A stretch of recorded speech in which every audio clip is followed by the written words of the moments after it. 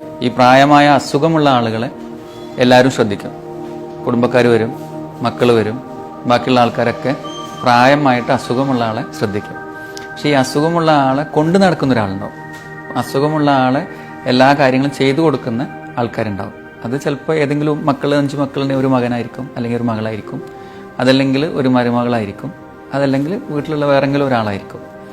ഈ ഒരാൾക്ക് സത്യം പറഞ്ഞാൽ വളരെയധികം ശ്രദ്ധ ആവശ്യമുണ്ട്. ഒരു പ്രായമായിട്ട് വയ്യാത്ത ഒരാളെ നോക്കുക എന്ന് പറഞ്ഞത് തീരെ എളുപ്പമില്ലാത്തൊരു കാര്യമാണ്, വളരെ പ്രയാസം പിടിച്ച കാര്യമാണ്.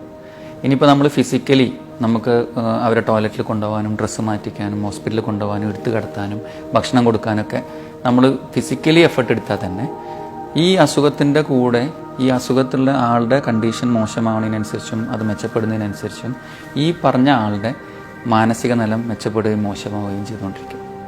അപ്പം ഡിപ്രഷൻ പോലെയുള്ള മാനസിക പ്രശ്നങ്ങളും ടെൻഷനുകളും കൂടാൻ ഏറ്റവും ചാൻസ് ഉള്ള ഒരു കൂട്ടം ആളുകളാണ് ഈ പറഞ്ഞ ആൾക്കാർ. എന്നാൽ നമ്മുടെ നാട്ടിലാണെങ്കിൽ ഈ പറഞ്ഞ ആൾക്കാരെ ആരും ശ്രദ്ധിക്കില്ല, വളരെ കുറച്ച് ആൾക്കാർ ശ്രദ്ധിക്കും. ഇപ്പോൾ വീട്ടിലൊരു പ്രായമുള്ള ഒരാളെ കാണാൻ വേണ്ടി, ഒരു കുടുംബത്തിൽ പ്രായമുള്ള ഒരാളെ കാണാൻ വേണ്ടി നമ്മൾ ചെന്നാൽ ആ പേഷ്യൻറ്റിനെ നമ്മൾ കണ്ടു, ആ അസുഖമുള്ള ഒരാളെ കണ്ടു, തിരിച്ചു പോരാന്നല്ലാതെ, അല്ലെങ്കിൽ ആ അസുഖമുള്ള ഒരാൾക്ക് കുറച്ച് ഗിഫ്റ്റോ അല്ലെങ്കിൽ ഫ്രൂട്ട്സോ അല്ലെങ്കിൽ തിന്നാനുള്ള സ്വീറ്റ്സോ എന്തെങ്കിലും കൊണ്ടുപോയി കൊടുക്കുന്നു എന്നല്ലാണ്ട് അവരെ നോക്കുന്ന ആൾക്ക് ചിലപ്പോൾ നമ്മളിതൊന്നും ചെയ്തു കൊടുക്കണമെന്നില്ല. അപ്പം ഈ പറഞ്ഞ ആളുകൾക്ക് വേണ്ടി അവരെ കുറച്ചും കൂടി നമ്മൾ ശ്രദ്ധിച്ചാൽ, നമുക്ക് ഈ പറഞ്ഞ ആളുകളെ കുറച്ചുകൂടി ശ്രദ്ധിച്ചാൽ അതിൻ്റെ അൾട്ടിമേറ്റ് ഗുണം കിട്ടുന്നതായിരിക്കാം ആ പ്രായമായിട്ട് വയ്യാതിരിക്കുന്ന ഒരാൾക്ക്. കാരണം ഈ കൂടെ നിൽക്കുന്ന ആൾക്ക് മാനസികാരോഗ്യവും ശാരീരികമായ ആരോഗ്യം ഉണ്ടെങ്കിൽ മാത്രമേ ആ ആളെ നോക്കാൻ പറ്റുള്ളൂ. ഈ പറഞ്ഞ ആൾക്ക് പകരം വേറൊരാൾ വന്നാൽ തന്നെ ചിലപ്പോൾ ഇത്രത്തോളം എഫിഷ്യൻ്റായിട്ട്, ഇത്രത്തോളം നല്ല രീതിയിൽ ആ കാര്യങ്ങൾ നടന്നോളണമെന്നില്ല. ഇതിൽ ശ്രദ്ധിക്കാനുള്ള 2-3 കാര്യങ്ങൾ ഞാനിപ്പോൾ തന്നെ പറഞ്ഞതിൽ സൂചിപ്പിച്ചത്, നമ്മളൊരു വീട്ടിൽ 2 സിറ്റുവേഷനിലാണ് വരിക. ഒന്ന് വളരെ ക്രിട്ടിക്കലായിട്ട് ഉള്ളൊരു പേഷ്യൻ്റ്, ചിലപ്പോൾ ഹോസ്പിറ്റലിൽ അഡ്മിറ്റ് ആയിരിക്കും, അല്ലെങ്കിൽ ഹോസ്പിറ്റലിൽ അഡ്മിറ്റായി പിന്നെ വീട്ടിലേക്ക് വന്ന് ക്രിട്ടിക്കലായിട്ട് വളരെ എപ്പോഴും ശ്രദ്ധ ആവശ്യമുള്ള ഒരു പേഷ്യൻറ്റിൻ്റെ കൂടെയുള്ള ആളുകളാണെങ്കിൽ അവിടെ നമ്മളെപ്പോഴും പറയുന്ന ഒരു സംഗതിയുണ്ട്, നിങ്ങൾ ഷിഫ്റ്റ് എടുത്തിട്ട് വേണം വർക്ക് ചെയ്യാൻ. ഇപ്പോൾ നമ്മുടെ ഹോസ്പിറ്റലിൽ നഴ്സിംഗ് സ്റ്റാഫ് രാവിലെ 8 മണി മുതൽ ഉച്ചയ്ക്ക് 2 മണി വരെ ഒരാൾ, 2 മണി മുതൽ രാത്രി 8 മണി വരെ ഒരാൾ, രാത്രി 8 മണി മുതൽ പിറ്റേ ദിവസം രാവിലെ 8 മണി വരെ ഒരാൾ, അങ്ങനെ ടൈം വെച്ചിട്ടാണ് വർക്ക് ചെയ്യുക. കാരണം വെച്ചാൽ അത്രയും പറ്റും ഒരു മനുഷ്യനെ കൊണ്ട്. ബാക്കിയുള്ള സമയത്ത് ആ സ്റ്റാഫിന് അല്ലെങ്കിൽ കൂടെ നിൽക്കുന്ന ആൾക്കാർക്ക് എന്ത് വേണം, അവർക്ക് കറക്റ്റായിട്ട് ഉറക്കം കിട്ടണം, ഭക്ഷണം കഴിക്കണം, കുളിക്കണം, അവരുടെ എല്ലാ കാര്യങ്ങളും ചെയ്യണം. പലപ്പോഴും അവർക്ക് ഇതിൻ്റെ കൂടെ എന്തുണ്ടാവും, കൂടെ മക്കളും കൂടി ഉണ്ടാവും, ആ കാര്യങ്ങളും കൂടി നോക്കേണ്ടി വരും. അപ്പോൾ അങ്ങനെ നോക്കുമ്പോൾ വീട്ടിൽ ആളുകളുണ്ടെങ്കിൽ ഈ ടൈം വെച്ചിട്ട് ചെയ്യാം. ഇപ്പോൾ ചിലപ്പോൾ കണ്ടിരിക്കുന്ന സംഗതി എന്ന് വെച്ചാൽ രാവിലെ മുതൽ പിറ്റേ ദിവസം രാവിലെ വരെ 3 ആളും കൂടി ഒരുമിച്ച് നിന്നിട്ട് വാപ്പാനെ നോക്കുന്നു, അല്ലെങ്കിൽ ഉമ്മാനെ നോക്കുന്നു, അച്ഛനെ നോക്കുന്നു, അമ്മനെ നോക്കുന്നു. എന്നിട്ടോ രാത്രി ഒരു സമയമാകുമ്പോഴത്തേന് ആർക്കും വയ്യാതാവണം, നോക്കിയിട്ട് എത്താൻ പറ്റുന്നില്ല.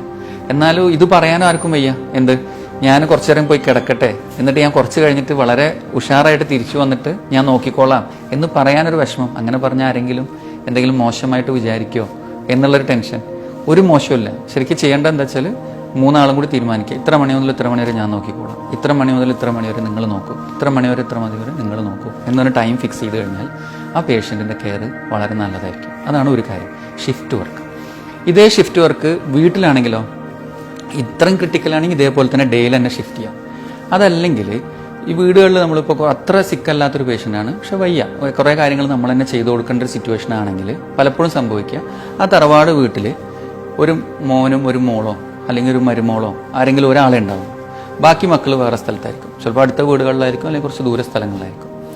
ഈ നടുവിൽ ഈ പ്രായമായ ആളുടെ കൂടെ താമസിക്കുന്ന ആൾക്കാർ എന്നും ഈ ഒരു ഇതിൽ നിൽക്കുന്നതുകൊണ്ട് മറ്റുള്ള ആളുകൾ ഇവിടെ എത്തുമ്പോൾ ആദ്യം ചെയ്യേണ്ട പണി എന്താണ്, ഞാൻ വന്നിട്ടുണ്ട്, ഇനി നിങ്ങൾ ഈ ഭാഗത്തേക്ക് വരേണ്ട, ഈ കാര്യങ്ങളൊക്കെ ഞങ്ങൾ നോക്കി, ഞാൻ പോണത് വരെ നിങ്ങൾ ഈ ഭാഗത്തേക്ക് വരണ്ട, എല്ലാ കാര്യങ്ങളും ഞങ്ങൾ നോക്കിക്കോ, നിങ്ങൾ അല്ലെങ്കിൽ ഒന്ന് പോയിട്ട് റെസ്റ്റ് എടുക്കും, അല്ലെങ്കിൽ നീ ഒരു കാര്യം നിന്റെ വീട്ടിലൊക്കെ ഒന്ന് പോയി വാ എന്ന് പറഞ്ഞാൽ മരുമകളെ ഒന്ന് വീട്ടിലേക്ക് അയച്ച് അവരൊക്കെ ഒന്ന് സമാധാനമായിട്ട് അവർക്ക് ആ മെൻ്റൽ സ്ട്രെസ്സൊക്കെ ഒന്ന് താഴാക്കി വളരെ റിഫ്രഷ്ഡ് ആയിട്ട് തിരിച്ചു വന്നിട്ട് ഇവരെ നോക്കാനുള്ള ഒരു എനർജി കിട്ടുന്ന രീതിയിൽ നമ്മൾ അവിടെ. അതേപോലെ തന്നെ അവരെ കാണാൻ പോകുമ്പോൾ, പ്രായമുള്ള ഒരാളെ കാണാൻ പോകുമ്പോൾ ആ പേഷ്യൻറ്റിന് മാത്രമല്ല കൂടെയുള്ള ആൾക്കും നമ്മളൊരു ഗിഫ്റ്റോ അല്ലെങ്കിൽ ചെറിയ സ്വീറ്റ്സോ അല്ലെങ്കിൽ എന്തെങ്കിലും കാര്യങ്ങളോ, പിന്നെ അവരോട് കുറച്ച് നല്ല കാര്യങ്ങളൊക്കെ സംസാരിച്ച് അവരോട് ആ താങ്ക്സ് നമ്മൾ എക്സ്പ്രസ് ചെയ്യണം, ഗ്രാറ്റിറ്റ്യൂഡ് എക്സ്പ്രസ് ചെയ്യണം. കാരണം എനിക്ക് വന്ന് നിൽക്കാൻ പറ്റുന്നില്ല, നീ ഉള്ളതുകൊണ്ടാണ് കേട്ടോ ഈ കാര്യങ്ങളൊക്കെ നടന്നു പോകണമെന്ന് ഒരൊറ്റ വാക്ക് മതി.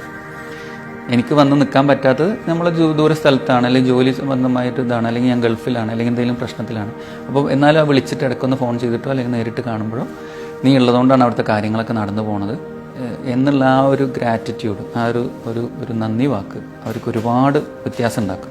എന്തുകൊണ്ടായി പറയാൻ കാരണം എന്ന് വെച്ചാൽ ഈ പേഷ്യൻറ്റിൻ്റെ കൂടെ നമ്മളുടെ ഹോസ്പിറ്റലിൽ OPയിൽ വരുന്ന ആളുകളെ നോക്കിക്കഴിഞ്ഞാൽ ഇപ്പോൾ തീരെ വയ്യാത്ത പേഷ്യൻസിൻ്റെ കൂടെ വരുന്ന ആളുകളിൽ പലരും ഡിപ്രസ്ഡാണ്, പലരും വിഷാദരോഗം പോലത്തെ വളരെ ഒരു എനർജി ഇല്ല, ആകെ കൂടി ടയേർഡായിട്ട് ഒരു ജീവിതം വളരെ വളരെ മോശമായ ഒരു അവസ്ഥയിൽ പെടുക. പലപ്പോഴും ഇതൊരു ചോയ്സ് അല്ല. അതായത് ഈ രോഗിനെ നോക്കണം എന്നുള്ളത് നോക്കണോ വേണ്ടേ എന്നൊരാൾക്ക് ഓപ്ഷൻ കൊടുത്തിട്ട് ഞാൻ നോക്കാം എന്ന് തീരുമാനിക്കണ സ്വന്തം ഇഷ്ടപ്രകാരം സെലക്ട് ചെയ്ത ഒരു തീരുമാനമല്ല. ഇത് പലപ്പോഴും നമ്മളുടെ മേത്ത് ഓട്ടോമാറ്റിക്കലി വന്നു കയറുന്നതാണ്. പ്രായമുള്ള ആളാണ്, നമ്മളാണ് വീട്ടിലുള്ളത്, നമ്മൾ നോക്കിക്കൊള്ളണം. അത് സമൂഹത്തിൻ്റെ ഒരു തീരുമാനമാണ്. അത് അങ്ങനെ വരും. അങ്ങനെ വരുന്ന സമയത്ത് സ്വന്തം ഇഷ്ടപ്രകാരം അത് എടുക്കാത്ത എന്നാൽ ഓട്ടോമാറ്റിക്കലി ഉത്തരവാദിത്തം അവരുടെ തലയിൽ വന്ന ഈ ആളുകളെ നമ്മൾ സഹായിക്കുകയാണെങ്കിൽ, ചെറിയ ചെറിയ കാര്യങ്ങൾ നമ്മൾ ഈ പറഞ്ഞ വളരെ ചെറിയ കാര്യങ്ങളിലൂടെ സഹായിക്കുകയാണെങ്കിൽ ഈ പ്രായമായ ആളുകളുടെ കെയർ നന്നാവും. കൂടെ നിൽക്കുന്ന ആൾ ബേൺ ഔട്ട് ആവില്ല. ബേൺ ഔട്ട് എന്ന് പറഞ്ഞാൽ അവർ വളരെ അധികം ടയേർഡായി, മാനസികമായിട്ടും അതേപോലെ ശാരീരികമായിട്ടും ടയേർഡായിട്ട് അവരുടെ ആരോഗ്യം നഷ്ടപ്പെടുന്ന ലെവലിലേക്ക് വരില്ല. ഇത്രയും കാര്യങ്ങൾ ശ്രദ്ധിച്ചാൽ സമൂഹത്തിലുള്ള ഒരുപാട് ആൾക്കാർക്ക്, വീടിൻ്റെ ഉള്ളിൽ സ്റ്റക്കായിട്ടുള്ള ഒരുപാട് ആളുകൾക്ക്, പ്രത്യേകിച്ച് സ്ത്രീകൾക്ക് ഈ മെസ്സേജ്, ഈ കാര്യം ഉപകാരപ്രദമായിരിക്കും. ഇത് നാട്ടിലുള്ള എല്ലാവരും ശ്രദ്ധിക്കണം. അവർക്കിത് പറയാൻ പറ്റില്ല. അവർക്കത് പറയാൻ പറ്റാത്തതുകൊണ്ടാണ് ഞാനിത് പറയുന്നത്. അപ്പോൾ ഈ ഒരു മെസ്സേജ് നിങ്ങളെല്ലാവരും അറിയാവുന്ന ആളുകളിലേക്ക് എത്തിക്കുക. പ്രായമായ ആളുകളെ സംരക്ഷിക്കുന്ന, നോക്കുന്ന വീടുകളിൽ എല്ലാവരും തമ്മിൽ തുറന്ന ചർച്ച ചെയ്തിട്ട് ഇങ്ങനൊരു തീരുമാനങ്ങൾ എടുക്കുക. ഇത്ര ടൈം നമ്മൾ നോക്കും, അല്ലെങ്കിൽ ഒരാഴ്ച 2 ആഴ്ച ഞാൻ നോക്കിക്കഴിഞ്ഞാൽ അടുത്ത ആഴ്ച ഞാൻ വന്നോളാം, നീ 2 ആഴ്ച അവിടെ നോക്ക്, അടുത്ത ആഴ്ച ഞാൻ വന്ന് ലീവ് എടുത്ത് വന്ന് നോക്കിക്കോളാം എന്നുള്ള ഒരു തീരുമാനം നിർബന്ധമായിട്ടും നമ്മൾ ഈ കാര്യങ്ങളിൽ ചെയ്യണം. Thank you.